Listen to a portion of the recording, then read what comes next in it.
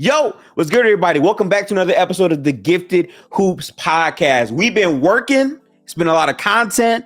I'm happy to be here today talking Knicks basketball with my guy, Sean with the W. Nothing but W's.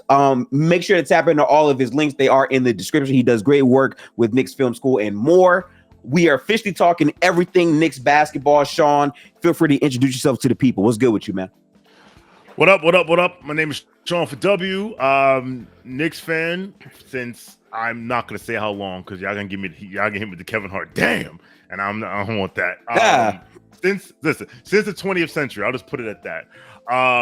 Born and raised in New York, and look, the New York Knicks are title contenders, and that is a sentence no one has been able to say in 25 years and been able to be taken seriously. So, as my shirt says, New York, we here. Hey, man. New York, we here. If you missed our conversation from last week, definitely go tap in with the playlist. This podcast is available on Spotify, Apple Podcasts, and YouTube. I've been going through some glitch stuff, so we're working on getting the audio versions out there, but they are coming. But for now, tap into the YouTube for the video version where you get to see Sean's face as I say certain players' names and see his facial reaction. RJ Barrett. We'll get to that. But I gotta say, Sean, I'm excited, man. I'm excited. This is a very exciting moment for Knicks basketball. Before we get to the entire season recap, all this and all that, usually, as you know, I have a formula where we start with the 2024 expectations, the roster, then the season, goals of the season, improvements, and then the trade deadline, and then playoffs. We're circumventing all of that because your team had one of the most explosive off seasons I, as an NBA fan, watcher, consumer, whatever you want to call me, have seen in watching basketball this off season.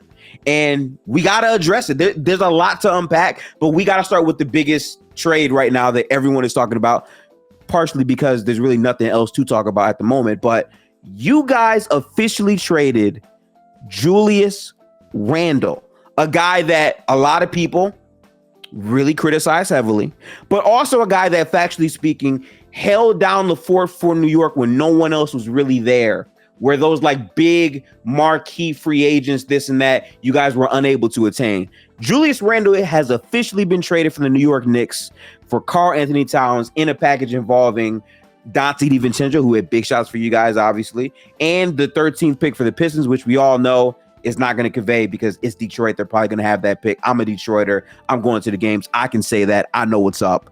Sean, how are you feeling about this trade?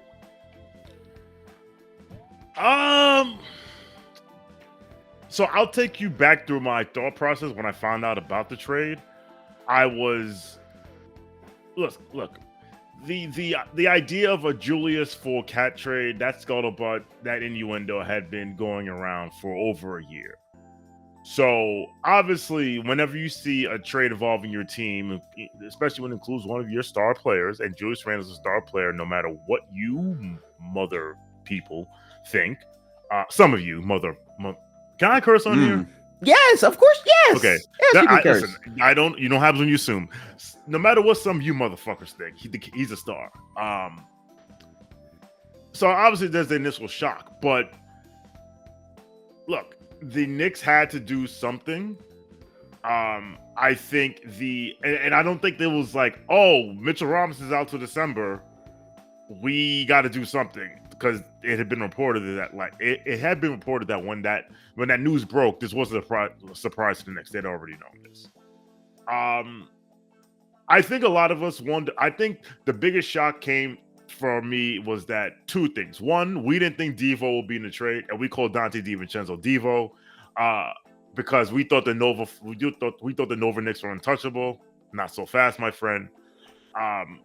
But we also wanted them to run it. A lot of us, myself included, wanted them to run it back because we remember in January we make the OG trade on December 30th. He plays January 1st, his first game, ironically, against the Minnesota Timberwolves.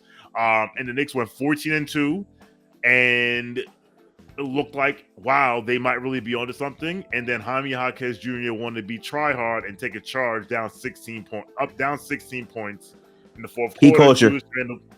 He culture. It's on site for him forever, and he dislocates his shoulder, and that was the last time we ever saw Julius Randle in orange and blue. So a lot of us want him to run it back. The Knicks decided, and honestly, when Julius became extension eligible, an extension wasn't announced. Looking back on it, the writing was kind of on the wall because this team, this current administration has shown you, if they can't extend you, they will trade you. They couldn't get an extension of IQ. They traded him. They could not get an extension with Obi Toppin. They traded him. They could not get. They got an extension with RJ Barrett, and they traded him. So once they couldn't get an extension with Julius, the decision they had to make was either we trade him now or we play us out to next summer, and when next summer gets uncomfortable, and they did what they've always do, and they said they traded him. So I'm not I'm shocked, but I'm not shocked. And I think this team is better now than they were a week ago. Okay, let's get to my thoughts here. I don't like Julius Randle. Sean knows this. I don't like Julius Randle personally. I respect what he's able to produce in a regular season scenario. I feel like he has a lot of flaws in his game, and I think when he plays against teams that understand how to structure and set up defensively, he has a terrible shot diet. I think that gets exposed, and I think the weaknesses in his game sometimes with his downhill pressure ability and his happiness with mid-range off-balance shots are just not trends I want to see in my best player on my team. So me personally, I have not liked Julius Randle for years, but what we have to be honest about is Julius Randle served a very important role for the New York Knicks, and that is bringing them back to relevancy. Because for the majority of my lifetime watching basketball, the Knicks were the biggest laughingstock in the NBA. They were viewed as an unserious team for the most part. And when they got Julius, love him or hate him, he did have all NBA caliber seasons on this team. He did will this team into the playoffs, where it was a very nasty roster around him, but he was able to perform at that level to at least do that. So I do want to give Julius credit in that regard. In terms of last season, which we'll obviously get into more and more as this podcast develops, the one thing I will say is after you make the OG trade, they looked very good. OG was really fitting into a better role than what RJ Barrett could do. Defensively, he was a monster.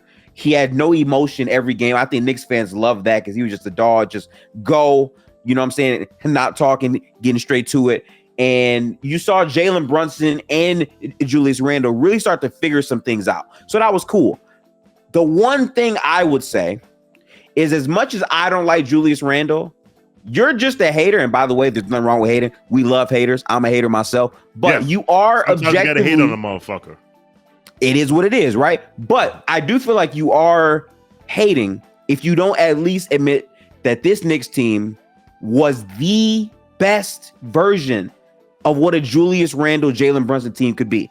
Because theoretically, Donte and Josh Hart would have been moved to the bench, and you would have had Mikail Bridges and OG out there with Brunson. Like, the entire team would have been cohesive, and more than anything, this would have been the best spacing roster around Jalen Brunson and around Julius Randle, where the idea, to me at least, Sean, is you have two shot creators who are downhill, who are physical players who get to the basket in space. So for me, it's like, damn, for them to not be able to see at least 1 year of that is tough. Because while I think Randle has been one of the worst playoff players I've seen, to his credit, he was playing very well with those lineups, and he's never played in space with a good team like this. So in my mind, if Randle is now your 2 and Jalen Brunson is your number 1, you can see, Randle have a lot of value there. And instead, you don't get to see any of that because they pack his ass up and he's gone. Yes, I will say this about Randle. And I think one of the things about the trade that, hit me gave me the feels is that I wanted the Julius Randle playoff redemption tour to happen in orange and blue, because I believe that two things can be true. One, Julius Randle had a poor playoffs in his first go around, and he had a suboptimal playoffs his second time around. However, I am looking at the starting lineup of the 2020-2021 New York Knicks. Yep. For game one of that playoff series, that starting lineup was Julius Randle, in no particular order, Julius Randle, RJ Barrett, Reggie Bullock, Nerlens Noel, Elfrid Payton. Elfrid Payton was a starting point guard, yes. 40% of that starting lineup is no longer in the league. So the Hawks, to Nate McMillan's credit, and this is a gift and a curse, said, all right, we're going to put all attention on you and dare anybody to do anything else. And no one could do anything else. Mm-hmm. The second time in the playoffs, he was hurt. And it's interesting when we decide who to give grace to with injuries. Because the funny thing is, I remember that game 5 in Cleveland in the first round when we eliminated those motherfuckers. He was killing them in that first half. No, he was killing them. Yeah. He was busting Evan Mobley, a.k.a. Evan Garnett's ass. He was busting his ass. He had nothing for him. And then he rolled his ankle again to the point that he needed surgery and he couldn't play ball he needed surgery and couldn't do anything on his ankle all summer. So yeah. I always felt as if one 5-game series does not a player make. Does not, like, a 5-game sample size is bullshit. And if we're going to ignore the fact that he's injured, I don't know what to tell you. With that said, to your point, Julius Randle has his flaws. And shout out to, I want to say it was Jonathan Macri on the Knicks Film School podcast. He said, when it came to Julius, it was always like, if we get the best version of Julius, if Julius does these things, if Julius plays with himself, if Julius A, if Julius B, the sky's the limit. And with Cat, you don't really have to do that. It's like, all right, Cat, do what you do, and we'll see where this goes. So, listen, New York We Hear is a statement from Julius Randle during the 2021 season. He had a great game. I forget who it was against. He was doing a post-game interview. This is during COVID, so he had to, he was standing at the mic while the person standing over there. And at the end of the interview, he goes, "New York, we here," and that became our rallying cry for that season. And that's where this shirt came from. So listen, yep. Julius Randle is good at Madison Square Garden for now and forever. If anyone says he isn't, you got to answer to me and a million motherfuckers like me. But to your point, he had his flaws, and it was clear if he was your best player, you're not winning the championship. Could he won the title as your second best player? Well, I guess we'll find out in Minnesota. But best offensive player. But I will always. You cannot tell the story of the rebirth of the New York Knicks. You can without Randle in it. Yeah, it's not possible. The Knickerbocker Revolution does not happen without Julius Randle. No, it does not. And this takes me to the thing where, again, I can understand the feelings from the fan base and seeing him gone, because I do believe that, I was one of the people saying, okay, I'm not high on Julius Randle. I'm not. But this is the best team to see the experiment through. At least give this a year sample size to see what that overall looks like. Although, to be fair, and this is why the Knicks did what they did, like Sean said earlier, the Knicks don't play that, man. If you don't agree to the extension, you're gone. You're out of there. Sometimes, even if you do, in the case of an RJ Barrett, you're still gone. So for them, they saw their chance to get a guy who, for years, if you've been plugged in to NBA circles, karl-Anthony Towns going to the Knicks is not a new thing. They've been saying that since he was a young pup in the league, way before. So this has been something in the works for a very long time, and they found this to be their moment. And I got to say this, before this trade happened, we got to get to the other bomb. And we can circle back to this Cat trade and how we feel about his fit, all this and all that. But this Knicks trade was not the trade to me that elevated them to being a serious title contention team, right? You can speak about the OG trade fine. The biggest one is the fact that they got Mikail Bridges. Mikail Bridges, not just from any team, by the way, but from the other team in New York. 7 picks were exchanged in that deal, but you didn't have to trade Brunson. Donte didn't have to go. Josh Hart didn't have to go. You paid your dues in draft capital for sure, but you officially have 2 of the best defensive wings in the NBA, and that infrastructure in terms of having 2 of those go get it wings, one who doesn't miss a single game, one who misses a lot of games, unfortunately. But you have 2 of those guys. And that, to me, with a shot creator like Jalen Brunson at the point guard position, is what elevated them to being, okay, this team could be a very good team. But when you make the cat trade now, at least on paper, because, again, guys have to play basketball, of course. But yes, this all in all is what elevates them to, this is a serious title contention team in a lot of people's eyes. But I want to circle back to the Mikail Bridges trade, because that to me is still one of the craziest trades I've seen, because I saw Brooklyn commit to the fallacy, commit to the false story that they wanted to build a team around Mikail Bridges. And we all called them crazy. We all said it's wild that they're saying this, and they pulled the wool over everyone's eyes. And I fell for it, because everything that Brooklyn had been doing near that point reeked of a franchise that didn't know what they were doing.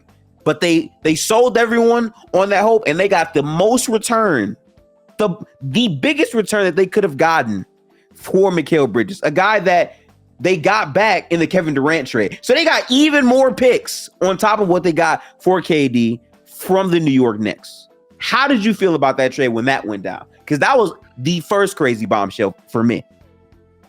That trade cost me $100. Let's start there. Oh, okay.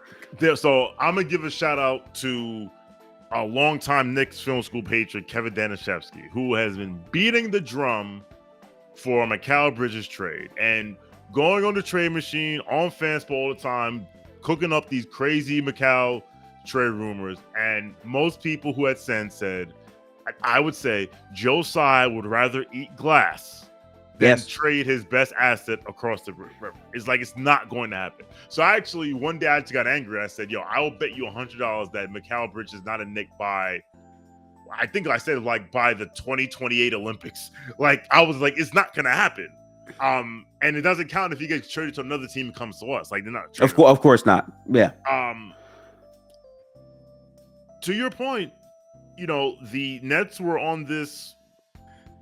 We think we can lure superstars and we can get Donovan Mitchell. Well, they didn't say that, but we think we have a good team. We think we have a piece.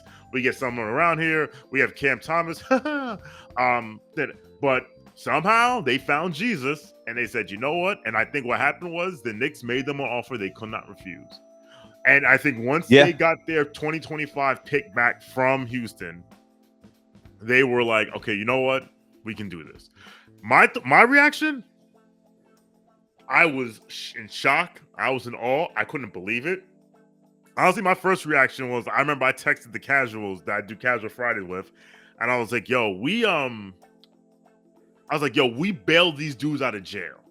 Because I was like, the Nets are in hell, draft pick jail, and we bailed them out. But then I said to myself, you know what? If you win a championship, I can give a rat's ass where the picks are. And the funny thing is, 2 things that I don't think a lot of people realize. It's like, 1, they traded 5 first-round picks before the 2024 draft and still had a pick in the 2024 draft. And they still had first to trade because one of them from Detroit, which we'll get to later, one of them went in this trade, and they still have a swap to make. So they have, like, the Knicks front office does a very good job of extracting value, maximizing value, and giving value to another team when making a trade, but still having stuff left over. Because how many people told us, Gifted, we saw the report. OG, the Raptors want 3 first-round picks for OG. We saw it. Bro, there were so many teams talking about giving up 3 unprotected. Memphis tried to get him, and everything we talked about dealt with unprotected picks. And the Knicks, and again, you are speeding up the timeline because I was going to get to that next. But again, the reason why the Mikail trade and the Cat trade ring so many bells is because of the infrastructure that's been put in place by this front office. This Knicks front office has quietly, because a lot of people have not highlighted it, they've quietly been one of the best ran front offices for the past 5 years. Their cap gymnastics and their asset management has been A1. You get a guy in OG Anunoby, to your point, for no unprotected first round picks. Not a one. Listen, I'm gonna say something. This is something else that has not been said, and I know this has not been said in my basketball watching life, which goes back to 1992. That's very long. Ooh, shit. The New York Knicks are the smartest organization in the NBA. Okay, Sean, you said it. I wasn't sure if you were gonna say it. Okay, Sean, I'm listening. Go look at what they did to make this Cat trade work. I will give you one aspect. With this new CBA, teams above the first apron are not allowed to aggregate minimum salaries to make the money work. I know what you're gonna say. I know what you're gonna say too. Yeah. Brock Aller, our capologist, and arguably the best capologist in the league, said, wait a minute. Because we have these minimum guys that are unsigned, Dwayne Washington, I forget it, Daquan Jeffries, whoever. Yeah. Said, what if we sign them to $1 more than the minimum? Then they're no longer minimum salaries, are they? Nope. Signed all those dudes to $1 above the minimum and said, here you go. Approve this shit. And I heard people around the league was mad. People around the league was big mad that the Knicks circumvented the rules like this. And some dude was like, oh, they'll change this rule. And I said, yeah, in the next CBA, they can't rip that rule out of CBA now. So listen, is what it is. The Knicks, again, the Knicks are the smartest organization in the league. You can cry about it all you want. You know I'm right. And they have managed to, again, get OG, no picks. They managed to get the Mikail trade done. They traded 5 firsts and 2 swaps and still have a first and a swap to trade. And to your point, Gifted, that is a trade that to me made them a title contender. And the karl-Anthony Towns trade was just the icing on the cake in terms of who are the 5 best teams in the league. Who's the team that could challenge both in the East? Yeah, no, absolutely. And again, like, I want to give their front office credit because, again, it's not just the fact that they got these guys, but again, it's the way that they've managed assets in the cap. The one thing I hate that teams do, I hate it so often. When you know you don't want to pay a player, instead of trading him, you let it go to the season, and he goes into free agency and says, oh yeah, I'm gone if you don't max me.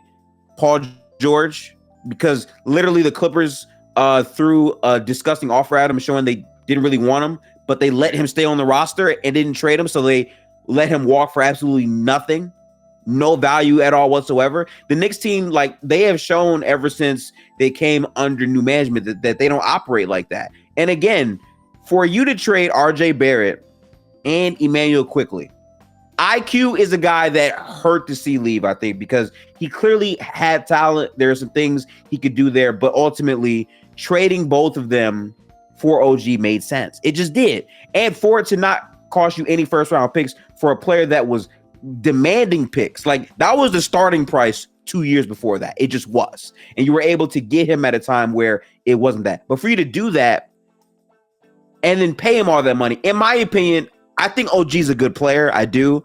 I think the price point of him is mainly because of how well he fits into that 3-and-D archetype role. But the injuries make it hard for me to justify paying him $200 million. But then the Knicks say, hold my beer. What if all the picks you thought it would have took for you to get OG are instead used in the Mikail trade? Right? So when you really, like, think about it, they got Mikail Bridges and OG Anunoby for those picks, RJ Barrett and also Emmanuel Quickly. By the way, Emmanuel Quickly wanted the bag.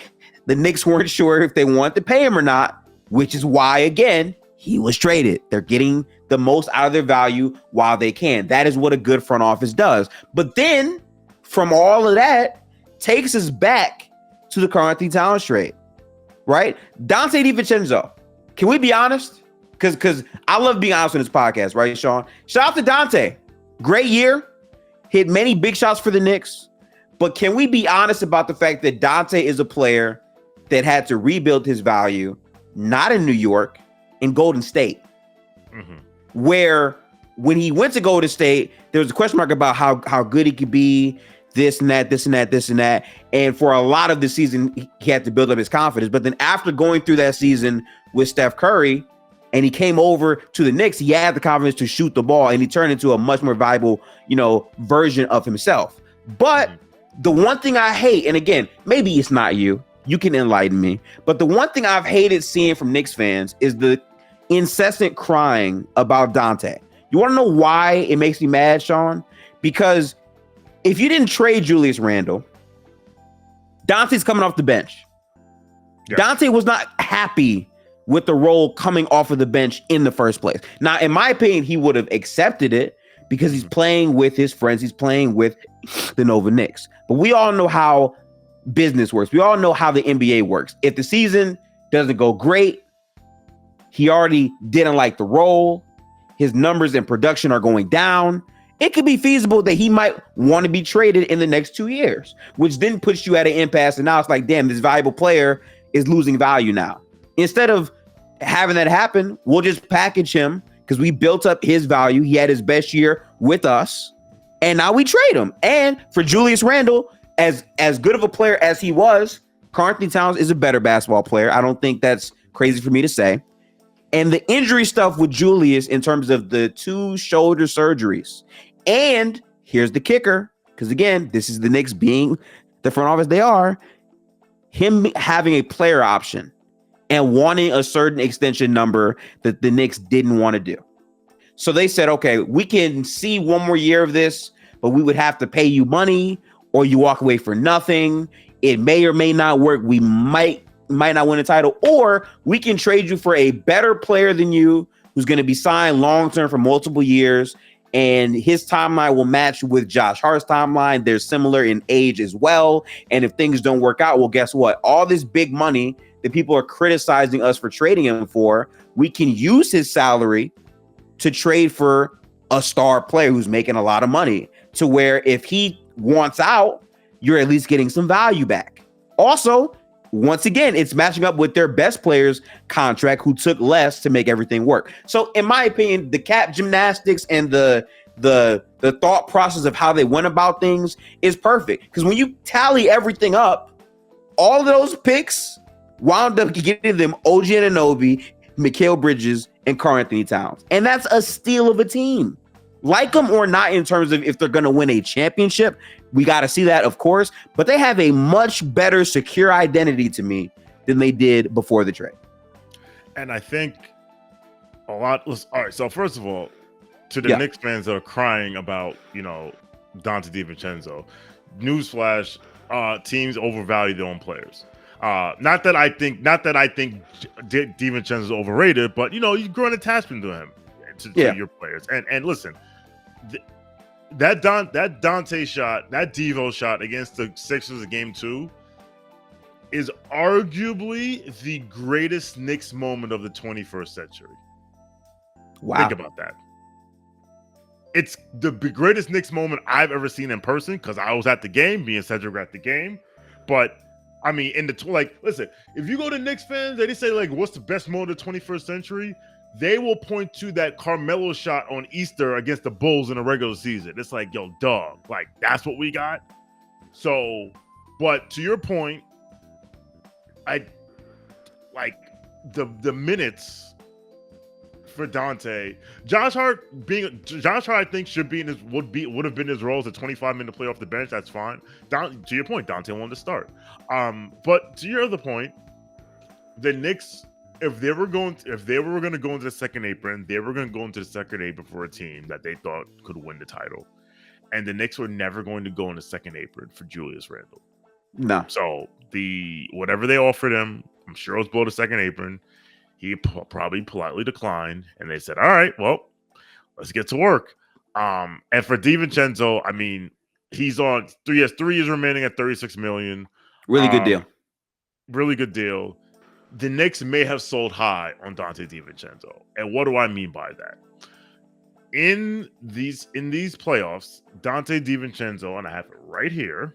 I had it right here. Donte Divencenzo shot 42%, 42.5% from three on 9 attempts a game. Is it 9 attempts a game? I believe it's 9 attempts a game. Yes. Since the 3-point line has been in existence, it's only happened 10 times where a player has shot above 41% from three on more than 8 field goal attempts. It's only happened 10 times, and one player did it twice, but it was in a YMCA in Lake Buena Vista, Florida, in 2020. So we know how that is. All right. So how repeatable would it be for Donte to shoot 42% on 9 attempts again? In a reduced role. The Knicks may have sold high. They may have. That doesn't mean I don't miss them, but they may have sold high. We'll see. And I don't think it's a may, because I like Donte, right? I think Donte has a ton of value, but again, my biggest thing that I love about the catch rate that people are not talking about enough, you said the Donte shot might be the biggest moment. I don't know if I'm hating or not, but to me, the biggest moment was how Josh Hart played in the playoffs. When y'all had nothing and Josh Hart was getting to his shot, he was putting up 16 to 18 rebounds. Like, no one talks about Donte missing the first shot. The offensive rebound, which led to no one talks about those types of things. And for me, the biggest question I had about the Knicks, people kept saying championship. I'm going to be brutally honest. I like this Knicks team. I did not think they were a championship contender. I thought they were getting there. I thought Mikail was the right piece. I thought the framework of being that was there. But my question was, okay, Mitchell Robinson is injury prone. Their front court rotation is kind of sus.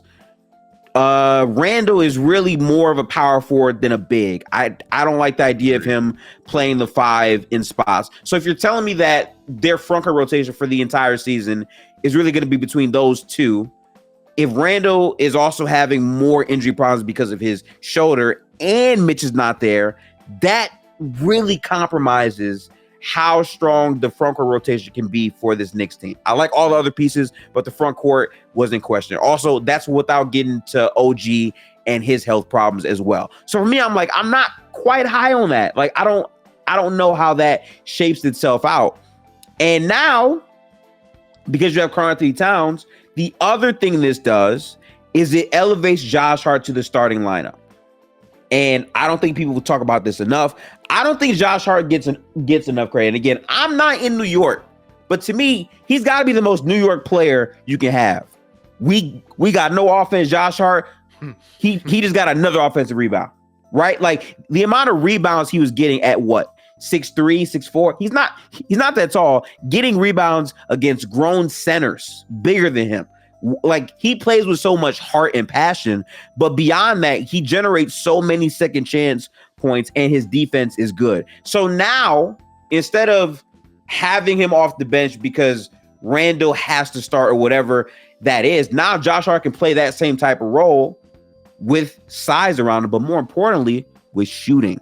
Because this was the biggest question about the Knicks. I kept saying, okay, I get the Randle passing, all that I do, but you can't really have Julius Randle with Josh Hart and Mitchell Robinson out there. Those lineups make no sense. Like, that's too much non-spacing from the defensive perspective.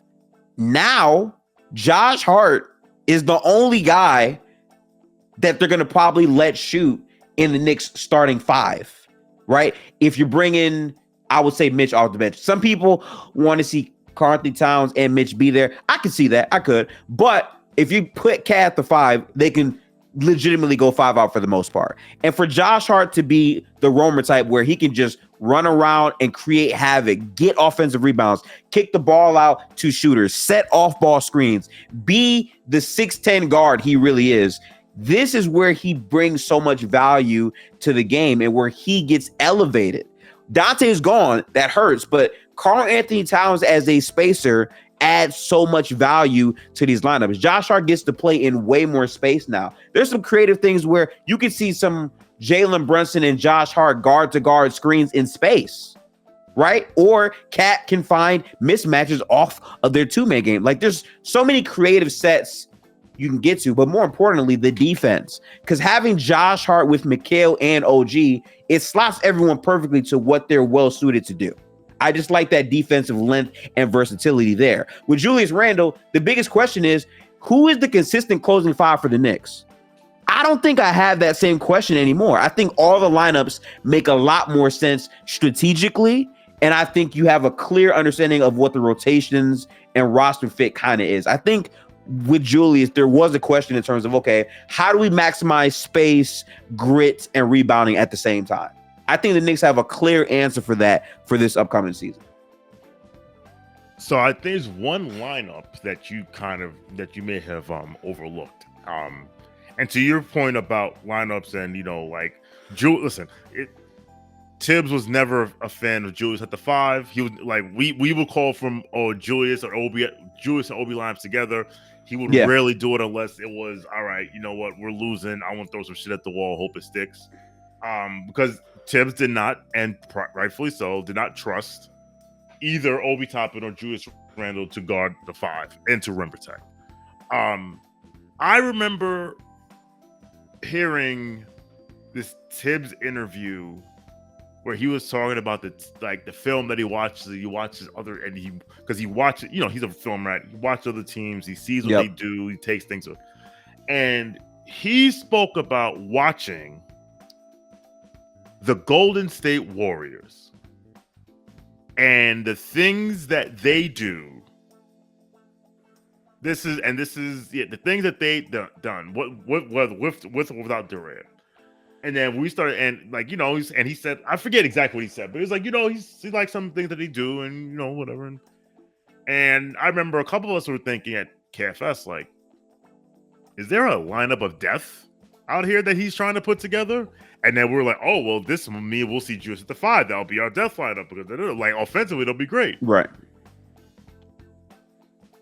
I think our death lineup, which will not necessarily be our closing lineup, but our quote unquote lineup of death will be Cat at the 5, OG at the 4, Mikail at the 3, Deuce McBride at the 2, and Jalen Brunson at the 1. Because I like it. Josh Hart, to your point, he's a roamer. He does all the things. He does dirty work. As I say all the time, championship teams have guys like Josh Hart on their roster. 3-point shooting leaves something to be desired. True. He's not necessarily a willing 3-point shooter. He has admitted that, like, he's best when he's not thinking, but he's not thinking about it, he just takes a shot. Like, I know I said the Devo shot might be the number one shot in the best moment in Knicks in the 21st century. Josh Hart's dagger in Game 6 against the Sixers might be number one. But he didn't think about it. He knew he had to shoot it. But he's not as much of a willing 3-point shooter as Deuce McBride is. If you get league average shooting from 3 from Deuce McBride, who the Knicks see as a wing and a point guard's body, and you see that lineup will cook with gasoline. Because, listen, the Knicks are, you know what? I've been looking for this graphic for the longest, and he got numbers today. I finally found it today, and I'm gonna, for those watching in playback, I'm gonna put this in the chat. So there is this stat. There was shout out to Todd Whitehead. He tweeted it. He created this graphic, and it was called "Stretching the Defense," and it talks about how far away from the basket on average was the other team's rim protector standing when these offenses attempted a shot last season. And number one were the Boston Celtics with a bullet. Rim protectors thrown on average 11 feet 4 inches away from the basket versus Celtics, and we know why. Kristaps Porzingis. Yep. Then there's a space, and then all the other teams are bunched up. And then for those people watching on playback, at the bottom of the list, at the bottom, you see who logo that is at the bottom?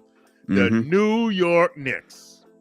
Rim protectors stood on average 7 feet 8 inches away from the basket. You will no longer be allowed to stand 7 feet 8 inches away from the basket when karl-anthony Towns is in the game. So and Jalen Brunson was 5th in MVP voting with not arguably the worst spacing in the league, definitively the worst spacing in the league.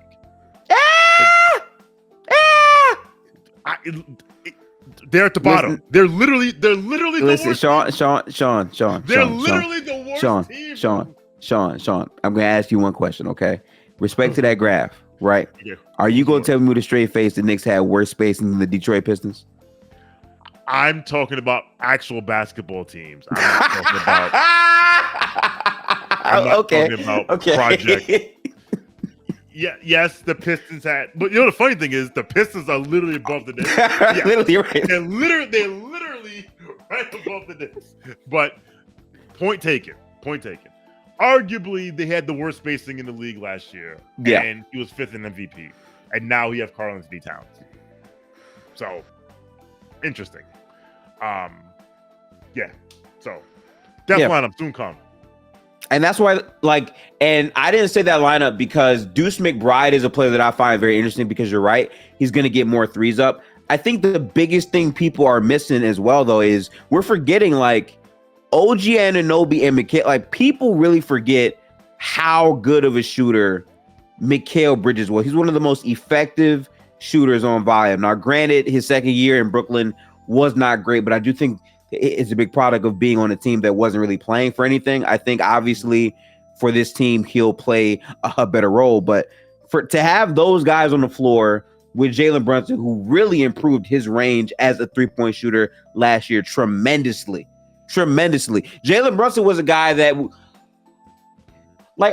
he's great. He's like a downhill guy. He can shoot, but on volume, he was like, wow, no, he is a shooter. From deep, he can shoot the ball. So adding that versatility with karl-anthony Towns, you're right. The rim protector is going to have to come out even more. So that's a great point. And I think it's about the time of the podcast where we continue to get real. Because I love Sean saying all these positive things. Because Sean, for the years that I've known him, has always said, keep karl-anthony Towns away from Madison Square Garden. And he is on your team, Sean. So the mindset shift of basketball, I see how it can fit, this and that. And again, I want to be fair to Cat. I think Cat has grown a lot as a player. I think obviously he still has flaws in his spots. But for you, it's gotta feel like a different thing. Because this really is a diamond tester moment for karl-anthony Towns in terms of how impactful he can be toward the team, trying to legitimately win it all. And you haven't liked Cat for years. Decades. There is a video of me on Rihanna's internet where I say, I don't want this man within a 50-mile radius of Madison Square Garden. If you can find it, vaya con Dios. I will say, yes, Tay Custom. Rihanna. Oh, you didn't know. Tay Custom in the chat. Listen, the internet belongs to Rihanna. No one told you? Trust me. Look it up. Ask Copilot. So, obviously, he's on my team now. So, I'm not going to be the revisionist history guy and act like I never said it. And I'm not going to be the revisionist history guy and act like I don't. The concerns that I had beforehand suddenly just went away. Yeah. The concern I had, and if you listen to me on Hoop Spaces, shout out to Chris. I say it all the time. He is a suboptimal rim protector. And at the 5, so it's hard to play him at the 5. And he can't guard fours. Now, in these playoffs, he did a phenomenal job guarding fours, and not just any fours, some of the best fours and wings in the league. He did a phenomenal job on Kevin Durant. He did a phenomenal job on Jokic when Jokic was putting Rudy in the blender, which to me tells me what I've always felt about defense in my heart and my soul. Defense begins with effort. Yeah. And on this team, on this Knicks team, effort is non-negotiable. But the effort, the manner in which effort is given is not going to be like, and I'm stealing this from someone, I forget who said it. It's not going to be like Jimmy Butler, who comes in and says, "Look here, you little bastard. This is how we do things. You don't not do things my way. All right, I'm just going to embarrass you." It's going to be, all right, this is how we do things. Like, this is the culture that we built. We will fight every night. It doesn't matter who's hurt, who's injured, who's not available, who's available. We play hard every night. We try to win every game. That's the ethos of Tom Thibodeau. That the extension of that is to Jalen Brunson and to Josh Hart. And listen, you know how I know that culture is real? I saw OG Anunoby with no hamstring start Game 7 against Indiana. You did see that? Wait a minute. Josh Hart, who pulled his oblique, is going to try and play? All right, let me give it a shot. So, offensively, and I've said this, I've never had any I've never had any concerns with karl-Anthony Towns as an offensive player. Defense is where I've had my questions. And in New York, if you're not good defensively, you better be literally Carmelo Anthony. All right? This is where Tom Thibodeau is going to earn his money. But again, defense starts with effort. I don't need you to be Rudy Gobert. And I'll say this. Cat, and someone said this on Twitter, like, Cat is good at defense. What are you talking about? And I was like, yes. Karl-Anthony Towns is so good at defense at the 5 that the Minnesota Timberwolves traded 4 first-round picks for a guy who plays that same position. Yes. Because he's so good. He's so good, like, right? Right. So we'll see. Listen, he's on my team. I'll support him. I've supported far worse players on my team. In this century, I've squinted and I said to myself, you know what? I think Langston Galloway could be a piece. I think Earl Barron could be something, because that's how down bad we were. So I'm not going to now frown upon a 2-time All-NBA and a 4-time All-Star on my team. Welcome to New York. Yeah. How I view this for the Knicks is karl-Anthony Towns is going to provide an insane amount of value offensively. But the thing that people aren't talking about enough, in my opinion, when you look at teams, right? Well, we often talk about space. We talk about where players are stylistically, the fit, the volume, all this and all that. What we don't do enough is highlighting teams that put spacing around the primary spacer. Right? Karl-Anthony Towns has been in many environments where he is the best shooter. Mm-hmm. Some environments where he's the only real shooter on volume. And even last year for the Wolves, he provided a lot of value in a situation where there were many guys that either couldn't shoot, weren't respected by the defense, or didn't take enough, right? But now Karl-Anthony Towns is going to an environment where OG shoots pretty good on good volume. Mikail Bridges shoots pretty good on good volume. Jalen Brunson shoots pretty good on good volume, and he shoots off of the dribble. And even Deuce McBride, to your point, can shoot the ball on solid volume. And I think when you look at that and you have that much spacing around Karl-Anthony Towns, that to me is a testament to what the Knicks are. The fact that you can properly slot Mikail Bridges in his role, I've said this for years. I think if Mikail Bridges is your third best player, I think you can win. I've said that firmly. So when the Knicks got Mikail, I'm like, okay, I'm waiting to see what else really develops, because the third option, I see that for him. He can fit into that role perfectly, in my opinion.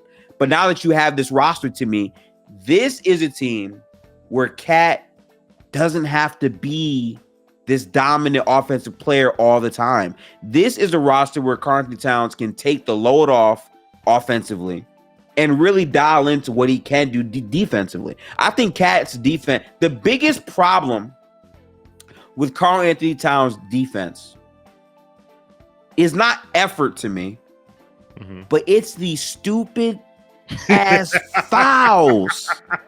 Like, can we just be honest? Like people try to say it's foot speed, it's this and that, and that's fair to a certain degree. But in the Denver series, we saw the best and worst of Cat defensively because of the stupid foul trouble. Even in Game 7, where he was the best player for the Wolves the entire time, and Gobert was playing very good defense as well, right? Karl-Anthony Towns was still in foul trouble. And a lot of it came from posting up where the four other guys around you simply are not respected shooters. So there's digs, and you don't quite understand how to read the defense. And part of it is when he tried to post spin, he would get offensive fouls. And then defensively, dumb swipes, dumb frustration fouls, dumb reaches for the ball as a 7-footer. I feel like on this team, a lot of that can be alleviated with the fact that there's a better presence around you who can find you way more with the basketball. You don't have to self-create as much of your offense as much as you had to in Minnesota occasionally. And because of the other options shooting wise, you don't have to be stretched on the perimeter as much. I think he can have a cleaner offense. And what a cleaner offense means to me is you having less offensive fouls, which is a big part of his foul trouble, because it's not just defense. On defense and offense, he does things stupidly that get him into foul trouble. If he could stay out of foul trouble, we're talking about a much more reliable player. So for me, this situation, based off how it's written up, this is the type of team that Karl-Anthony Towns, if he just makes the defense until, I don't care about his points. He doesn't have to average 28 points on this team. Cat can average 20 points on this team comfortably with very good defense, and they can win. So, good call. Forgot about the fouls. There was a large contingent of people in our fan base that did not like Julius Randle and would have traded him for a ham sandwich years ago. And I just put a tweet in the chat for those watching live, and it said, can't wait to see the Randle haters rationalize Cat getting his 5th foul 3 minutes into the third quarter because he decided to pick up Jaylen Brown a half court, 20 seconds left. Don't make no sense. And it's like, like the people would celebrate. Shout out to my man Breeze, who's in the chat. He knows people were celebrating, like, oh, Randall's going, I ain't got to deal with his bullshit no more. I ain't got to deal with his bullshit and spin moves and da-da-da. And I'm like, have you watched Karl-Anthony Towns play basketball? Right. Like, the silly, like Cat. All right. It's the Western Conference Finals. You have 3 fouls. But again, these are things that can be ironed out. And I will say it's effort because it's misplaced effort. It's, I messed up, so now I'm gonna go do that. Now I'm gonna I'm gonna try to overcompensate for my mistake by making more mistakes. Yeah. Right? Yeah. Mm-hmm. Yeah, and it starts up here. And honestly, you kind of touched on it. Cat doesn't have to come here and be the man. Cat can just come here and be himself and do what he needs to do. He is not, for the first time since high school, most likely, because I'm pretty sure he was the best player in the state of New Jersey, which is why he ended up in freaking Kentucky. For the first time since high school, he doesn't have to be the man. He had to be the man in high school. He was the man at Kentucky. He had to be the man for the Timberwolves and the Timberwolves franchise. Listen, you want to talk about, as someone who knows what moribund franchises look like, Minnesota, good Lord. Carrying that burden, being the guy here, come here, be yourself, play basketball. Now, the flaws, the dumb shit, we're going to work on that. But just be yourself and just play good basketball. Because one thing about Tom Thibodeau is that he will not put you in a position to fail more often than not. Now, sometimes we've seen in the past that like that fear of failure will have you do the same shit over and over again because he's afraid of what the thing looks like. But he will not put you in a position to fail. And that's what he's going to do for Karl-Anthony Towns. Yeah, I think that's a realistic thing. I think the fact that Karl-Anthony Towns has a sneaky head start for a lot of new players going to new teams because he's played for this coach before. Hate or like whatever you want to say of their overall relationship, I think Karl-Anthony Towns grew a lot in the years after his because he played for a team with expectations. Let's be real about this, right? When Minnesota made the trade for Rudy Gobert, that was them saying, Cat, we love you. There's good things you do, but we don't want you playing this role anymore. Make it work with another big. And the first year, injuries, all this, it didn't quite work out. But also, Cat had to shift his perspective from saying, I'm the guy, I'm the man, to this is Anthony Edwards' team now. How can I impact winning at a high level with him there? And I think year 2 last year was a big showing of that, where they shocked people.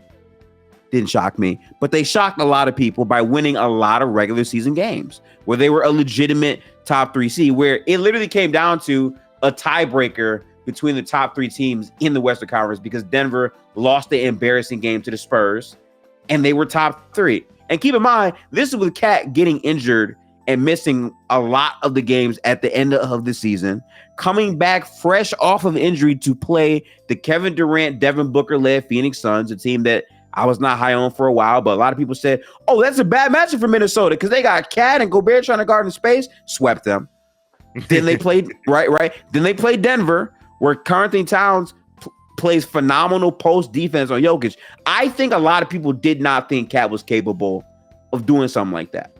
And the fact that he shows you he was is why he's one of the most frustrating players in the league still, because he has these great highlight moments.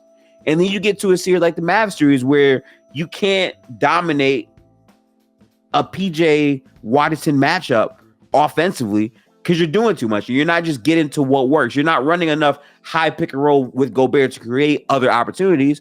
And if Cat and Anthony Edwards are just better versions of themselves, they probably beat that same Mavericks team. But regardless, he's in a situation now where the biggest difference as well to me, beyond the space, is Jalen Brunson. The passing of Jalen Brunson to get Cat the ball in these spots is going to really make Cat's game a lot better.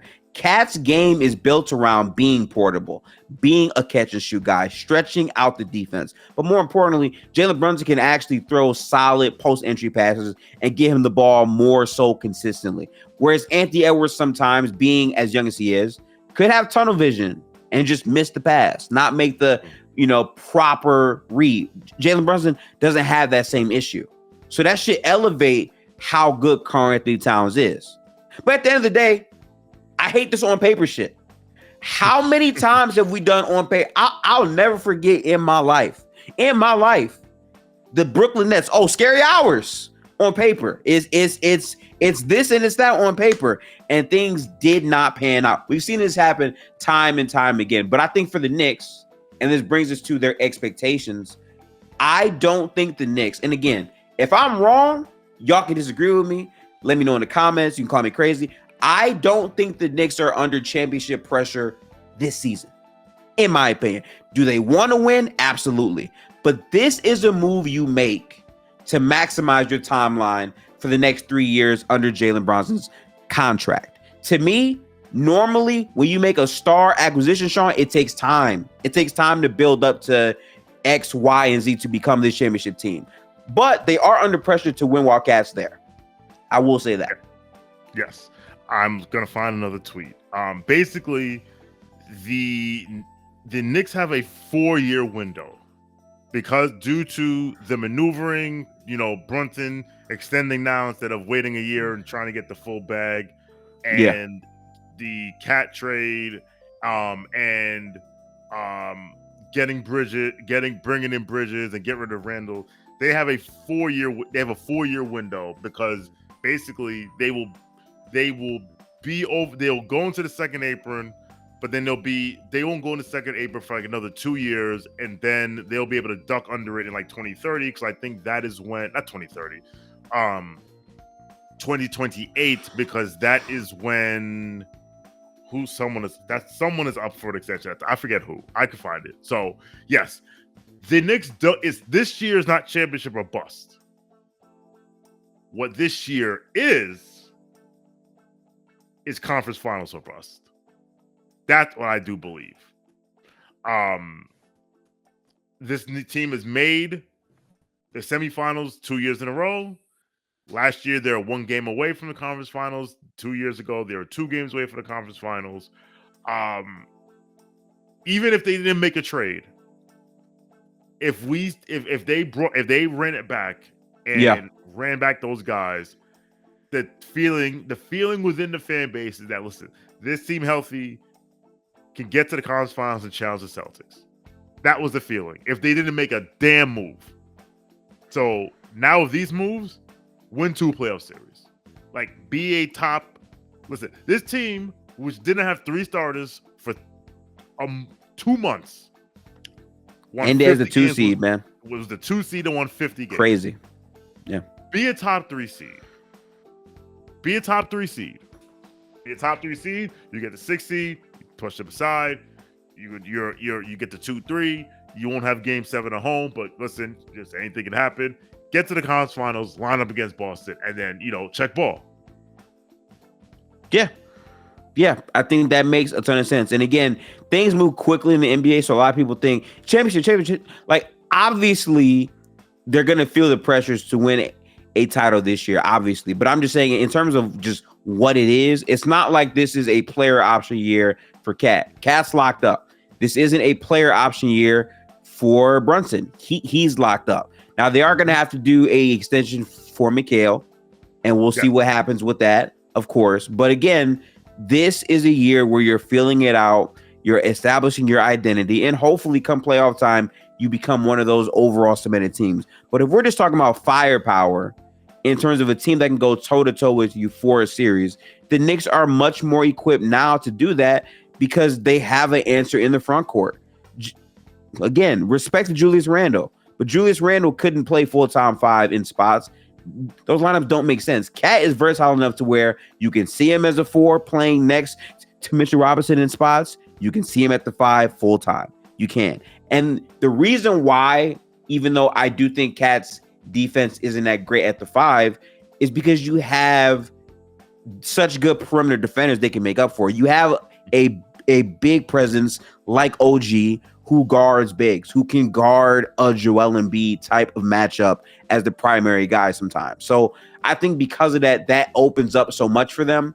But I just want to see their offensive execution. And more importantly, again, I just like the fit perspective because people are sliding into the right roles. Deuce McBride can have a season this year as a 6th man. I do believe that. Mm-hmm. Absolutely. Really quickly about the contract. So they'll be under the first apron for the next 2 years. And then to your point, Mikail Bridges becomes sanction eligible. That puts them that will put them in the second apron. And they'll be in the second apron for 2 years. And the rules are you don't like the penalty of like your pick falling to 30. Yeah. It doesn't happen. It only happens if you're above the second apron for longer than 2 years. Yeah. And so years 3 and 4, after the 4th year is when Cat comes off the books. So they have a 4-year window. But yeah, listen. Deuce McBride, his first 2 years in the league, shot 25 and 29% from 3. Last year, he shot 41% on 4 attempts a game, which is not nothing, right? Right. So the pieces are there. And this Cat trade told us 2 things. One, it told us that this team, this front office believes in Deuce McBride, who, it's funny, Brian Windhorst of the Hoop Collective, like last year, was like, Knicks fans are asking for Deuce McBride in line, but that's going to change anything. And that made a difference. Oh my God. I'm sorry. I'm watching the Bucks game. No, I'm watching the Mets Brewers game. Pete Alonso just hit a 3-run home run in the top of the 9th inning to they were down 2-0 and they hit a home run to go 3-2. I'm not a Mets fan. I'm a Yankee fan, but this is also game 3. Anyway, whatever. One, they believe in Deuce McBride. Two, the Isaiah Hartenstein loss. That was the biggest loss. Much bigger role than we realized. Losing, because it wasn't the Mitch thing. It was the Mitch thing and losing Hartenstein. Because at that point, your centers are Mitchell Robinson and, well, at the time, Precious wasn't even on a contract. He was a free agent. Like, our centers were Mitchell Robinson and Jericho Sims. So, and like, respect to Jericho Sims, but he can't really see the floor like that. He's a third. He was the 58th pick in the draft. The fact that he's an NBA player that's a win. Shout out to him. Shout out to him, man. Shout out to him. So, look, man. I like you said it earlier. Like, you know, anyone can talk. Talk is cheap. Check ball. I'm ready to play. Like the 21st of, I think it's the 21st. Whatever the fuck day it is, we play the Celtics on ring night. That day can't get here fast enough. And Friday night, our home opener. I'm here for preseason, man. I don't know what y'all talking about. I'm here for the hoops before the hoops. I just want to see the fits on the court. That's all I want to see. You know who we play in the preseason the day before Columbus Day? Who's that? The Minnesota Timberwolves. Wow, I did not know that. Wow, that's crazy. Oh, it's gonna be lit. But listen, we'll be locked in. I'll be watching preseason, but for sure, I'm ready for ring night. Them motherfuckers made us homecoming bet, and I'm ready for the home opener against the Pacers, because the Pacers fans have been talking cash shit all season. Listen, in this world, I believe to the victor go the spoils. But I'm gonna tell you this.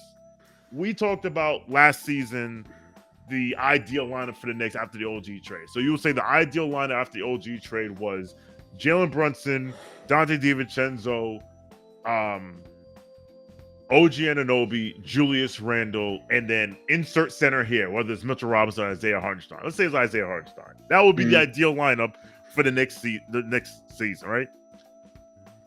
The Indiana Pacers never saw that lineup in 11 games. No. And you think I'm supposed to be afraid of those motherfuckers? Okay. Check ball. Check ball. Ball up top. Ball up top. Amen. I'm not even mad at you for that. I think this is going to be a very interesting season. Again, I can't stress enough. Imagine the Knicks didn't do this trade. As you said, there's no Hartenstein.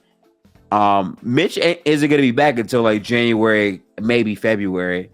So you would have dead ass had a front row rotation of Precious Achiuwa, and Randall would have to be way more fired than people are saying right now, because someone's got to do it. So I just think positionally wise, it just makes a lot of sense. So it's going to be a fun season. I want to see a lot of inward development from this Knicks team, just to have a basic blueprint to build up for the next year and the year after that. I will say this though, for karl-Anthony Towns, the things I do want to see him do offensively more of, I think he has to become a better screener, because this isn't something that we talk about that often, but Mitch works because he's such a physical presence with his body. He creates good space. Outside of Cat doing ghost screens to get to threes, he needs to be a viable physical screening option on top of that, because if you combine that with his actual shooting prowess and his ability to get downhill, that's going to make him a much more dangerous team. But you want to see Cat screening really evolve offensively. If he can be that at a high level, I think this Knicks team is a locked top 5 offense. I really do believe that. Listen, the Knicks were a top 7 offense last year. Yeah. I'll tell you this about Cat. He may not be the best screener, but he's a better screener than Julius Randle. He is a better screener than Julius Randle. Which may not be saying much. And again, I go back to effort. Like, that's what he was doing in New Orleans, his one season in New Orleans. But you know, yeah, the Jalen Brunson, karl-Anthony Towns pick and roll should be unstoppable. Because what do? Do you hedge it? You can't go under it? Do you hedge it? Do you ice it? Like, do you Do you do the hard? Do you do the hard show? Like that should be like that pick and roll surrounded by on the perimeter spacing and like not just like, oh, I'm a catch and shoot guy. I can get the ball and put the ball on the floor if you put this shit out and have your defense scrambling. That's good. Yo, night. But like I said, there are things that the culture of this organization, which started with Leon Rose, who, listen, the Knicks are arguably the most toxic organization in the league. And the clear out began with Leon Rose, who went and said, all right, I'm going to bring in the best cap guy in the country, in the league, in Brock Aller. I'm going to get the best talent evaluation guy in the league, and Walt Perrin from Utah. I'm going to bring in who I think is a coach that demands accountability, who's a culture builder, who will raise your floor in Tom Thibodeau, which a lot of people, myself included, was like, right, whatever. Yeah. And then I'm going to get this kid who I've known my whole life because I'm his godfather, who's been counted out his whole life and has overcome every obstacle thrown in front of him in Jalen Brunson. And then I'm going to go trade for his friend that he went to school with that's like his right-hand man in Josh Hart. Right? The culture won't let Karl-Anthony Towns fail. Like if we don't succeed, we don't succeed, but it won't be because of the culture. It won't be. That's powerful. And that's something that you can't. And that's something that again you haven't been able to say about the New York Knicks in a long time. Yes, the culture of the team. Because from my understanding, the culture was we're not a good team, but we're gonna sell tickets. That's, I do think much has been said wrong about Cat. I don't think Cat is soft. I think he's weird, and that's fine. Yes. Like basketball players are entitled to be weird, but for people to like call Cat soft when he was taking the challenge off injury to guard Kevin Durant, and then was guarding Nikola Jokic in the post. That's anything but soft to me. I think what you want to see him be more of is more aggressive, right? The problem in the Mavs series that Cat has to work on is being efficient with mismatches more consistently. I watched that series thoroughly. The biggest issue Cat had is he would not go baseline enough. Whenever he caught the ball and just went baseline, it was a blow by, got to the cup every time. But the settling for shots, not consistently creating advantages against those mismatches, letting wings be able to guard you when you're so much more skilled and talented than that. A lot of that is where you start with the ball and where you catch the ball. And who impacts that? A point guard, Jalen Brunson. So, hey, going to be fun to watch, Sean. I can't wait to watch it regardless, because I know Knicks fans are going to have me dying the entire season no matter what it is. It's going to be fun because there's so many narratives around Cat. So him being in New York of all places, the loudest in like the whole NBA, it's gonna be fun to watch for sure. Listen, shout out to my man Kyle on Twitter, who I forget who we were playing. We were playing Charlotte. And when we play Charlotte, we take over Charlotte. We take over the entire Southeast Division when we play there. Miami, Orlando, Atlanta, Charlotte, Washington, whatever. And he was saying that, listen, when this Knicks team becomes a real title contender, it's gonna be like we are gonna take over a lot more places. Like you're gonna see Knicks fans in arenas that you've never like. Wait a minute, there's Knicks fan like you saw what we did to Philly. I did. Yeah, that's MSG. That's MSG South. Well, I have a poll like what's MSG South. That is MSG. Well, so we have Madison Square Garden, and then we have MSG East. That's the Barclays Center. Then we have MSG South, and then actually the Wells Fargo Garden, we have that, and that's in Philly. And then I think MSG South is really Miami. But listen, man, this fan base, you already know, you've been around us the last couple of years. There will be narratives. We'll push back on the narratives. We'll fight. Listen, we fought and we clapped back when we had not a leg to stand on. Now we have a lot of legs to stand on. We just want to see, put a good product on the floor, and this team and this fan base will support you. give a damn, give effort, try. We'll support you. We were getting clapped at home in Game 7 against the Pacers. We gave them a standing ovation because we were like, listen, literally, our best player on the floor right now is Donte. Everything broke down. Yeah. Mm-hmm. So we move.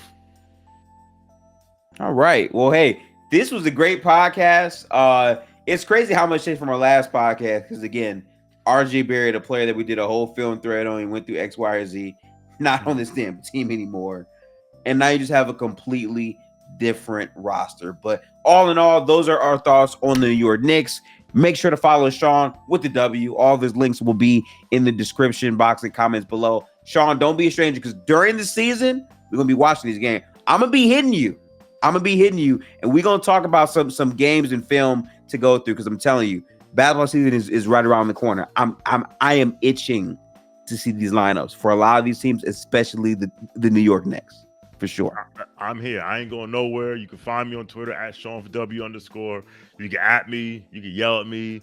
I will clap back. If I don't clap back, that means your point was really terrible and you didn't deserve the time of day. But that's not most people. Well, it is most people on Twitter, but I like to think it's not most people I interact with. Shout out to Gifted. Shout out to Gifted Hoops. Shout out to the Rule 34 chat. I will be more active in there. That sounds crazy out of context because people hear Rule 30. That sounds so insane out of context. You're right. There's a story behind. That sounds so bad out of context. It's not what y'all think. It's not what you think. We might have to cut that.